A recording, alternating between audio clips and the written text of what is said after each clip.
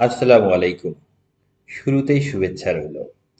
কিভাবে নামজারির নতুন ফর্ম পূরণ করে সাবমিট করবেন? সেটার বিস্তারিত একটি ভিডিও টিউটোরিয়ালের মাধ্যমে দেখাবো। উপস্থাপনায় আছি আমি Mohammad Parvez Hossain, project coordinator, business automation limited. সর্বপ্রথম যে কোনো একটি ব্রাউজার ওপেন করে land.gov.bd এই সাইটে প্রবেশ করতে হবে। এই সাইটে যাওয়ার পরে ভূমি সেবা হোম পেজটি ওপেন হবে।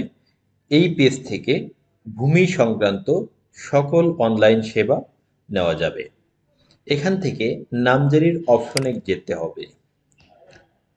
নামজারির অপশনে যাওয়ার পরে mutation.land.gov.bd এই সাইটে প্রবেশ করবেন এবং এইখান থেকে নামজারি সংক্রান্ত সকল তথ্য দেখতে পারবেন এবং নামজারি সংক্রান্ত সকল সেবা এখান থেকে নিতে পারবেন।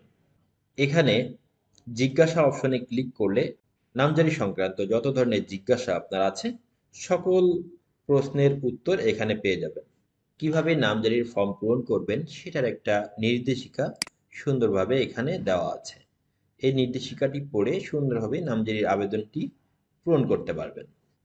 কিভাবে নামজারির আবেদন ফর্ম পূরণ করবেন সেটার একটা ভিডিও টিউটোরিয়াল এখানে দেওয়া আছে। ক্লিক করতে হবে। নামজারি ফর্ম পূরণ করে যদি খসড়া অবস্থায় রেখে দিতে চান এবং সেই খসড়া আবেদনটি পুনরায় সার্চ করার জন্য খসড়া আবেদন অপশনে ক্লিক করে নামজারির আবেদন ফর্মে পূরণকৃত মোবাইল নাম্বার এবং খসড়া করার সময় যে ট্র্যাকিং নাম্বারটি ছিল সেই ট্র্যাকিং নাম্বার দিয়ে সার্চ করে খসড়া আবেদনটি পুনরায় এডিট করে সাবমিট করতে পারবেন। এখানে আবেদনের সর্বশেষ অবস্থা অপশনে ক্লিক করে বিভাগ বিভাগ নামজারির আবেদন নাম্বার, নামজারির আবেদনে ব্যবহৃত জাতীয় পরিচয়পত্র নাম্বার দিয়ে সার্চ করে আবেদনের সর্বশেষ অবস্থা এবং করণীয় দেখতে পারবেন। এখন আমরা দেখব কিভাবে নামজারির আবেদন সাবমিট করতে হয়। নামজারি আবেদন অপশনটিতে ক্লিক করলাম। এখানে নামজারির আবেদনের ফর্মটি ওপেন হয়েছে। সর্বপ্রথম জমির মালিকানা সূত্র নির্বাচন করতে হবে। ক্রেতা, বাদী বা গ্রহীতার তথ্য পূরণ করতে হবে। এখানে দুই ধরনের ক্রেতা হতে পারে: ব্যক্তি মালিকানাধীন জমির জন্য আবেদন এবং প্রাতিষ্ঠানিক মালিকানাধীন জমির জন্য আবেদন। প্রাতিষ্ঠানিক মালিকানাধীন জমির জন্য যদি আবেদন হয়ে থাকে তাহলে মালিকের ধরন অনুযায়ী প্রয়োজনীয় তথ্য দ্বিতীয় পেজে পূরণ করতে হবে এবং প্রতিনিধির তথ্য এখানে দিতে হবে। মালিকানাধীন জমির জন্য কিভাবে আবেদন করতে হয়? 18 বছরের ঊর্ধ্বে সকল গ্রহীতার জাতীয় পরিচয়পত্র আছে কিনা? যদি না থাকে তাহলে তার প্রতিনিধির জাতীয় পরিচয়পত্র এখানে দিতে হবে। যাদের এনআইডি নাই বা প্রবাসী তাদের তথ্য দ্বিতীয় পেজে অ্যাড করার সুযোগ আছে। সকল গ্রহীতার জাতীয় পরিচয়পত্র আছে, হ্যাঁ ক্লিক করে আমি প্রসেস করছি। প্রতিনিধি সেটা নির্বাচন করতে হবে। আমি ধরে নিলাম এটা গ্রহীতা। গ্রহীতার জাতীয় পরিচয়পত্র তথ্য এখানে পূরণ করতে হবে।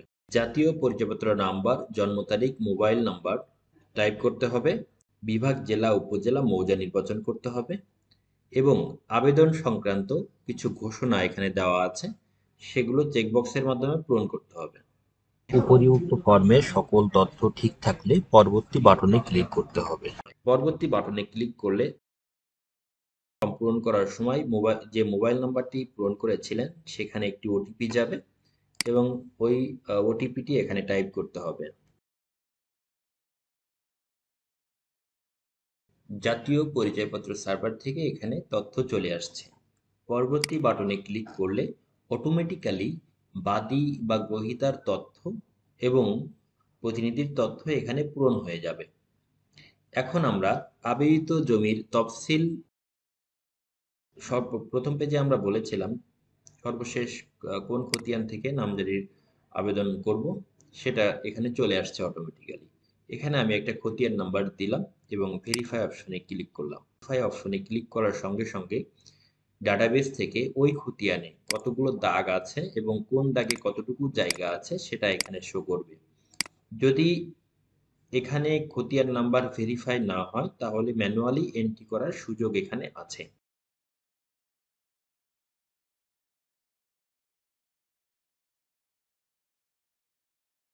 শতক জায়গার বেশি নামজারির জন্য আবেদন সাবমিট করা যাবে না।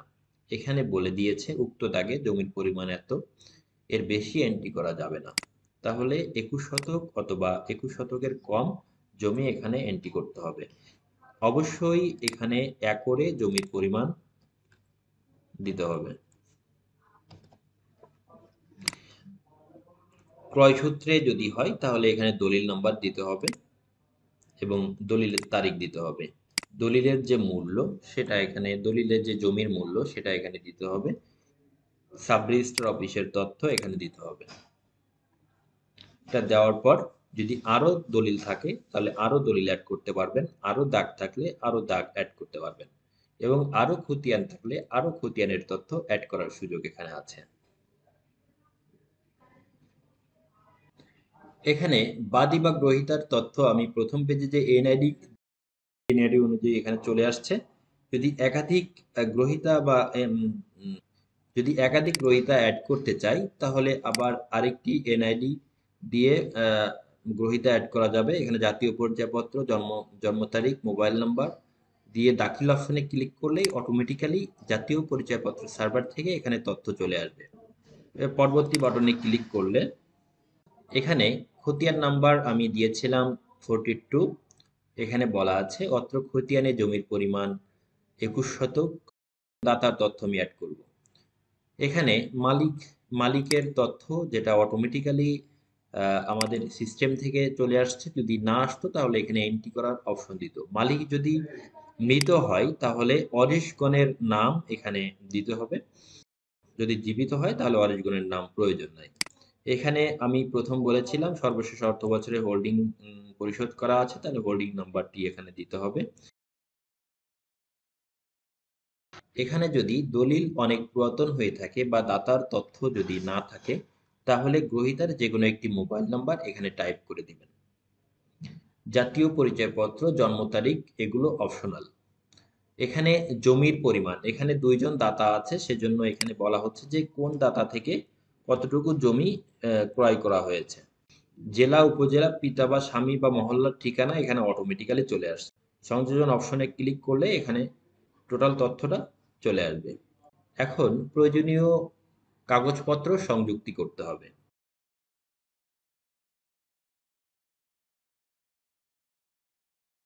একাধিক হয়ে থাকে তাহলে একাধিক দলিল অ্যাড করার সুযোগ এখানে থাকবে।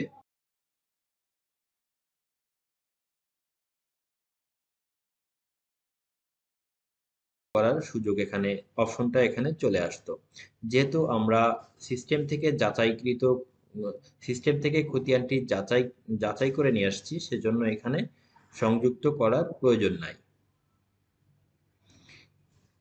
তো আমরা একটা দলিল এখানে একটা ডকুমেন্টস আপডেট করি।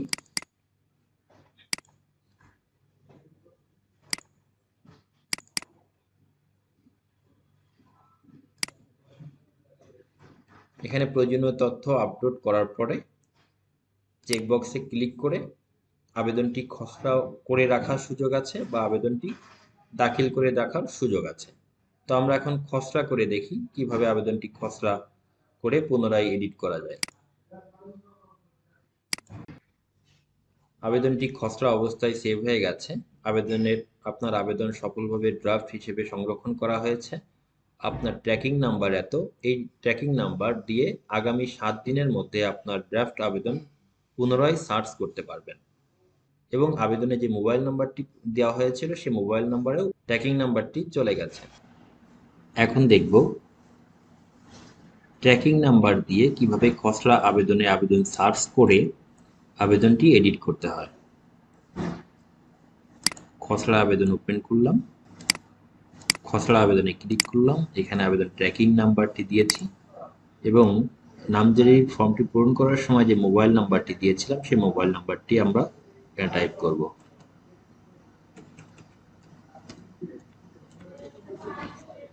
খুঁজুন অপশনে ক্লিক করলে আবেদনটি পুনরায় এডিট অপশন আকারে চলে আসছে।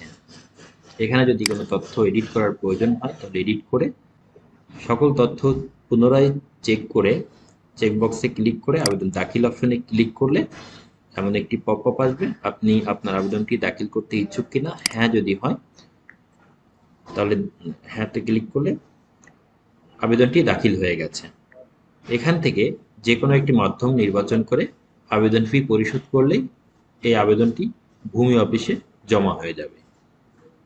এইভাবে এই ভিডিও টিউটোরিয়ালটি দেখে খুব সহজে নামজারির আবেদন সাবমিট করা যাবে। ধন্যবাদ।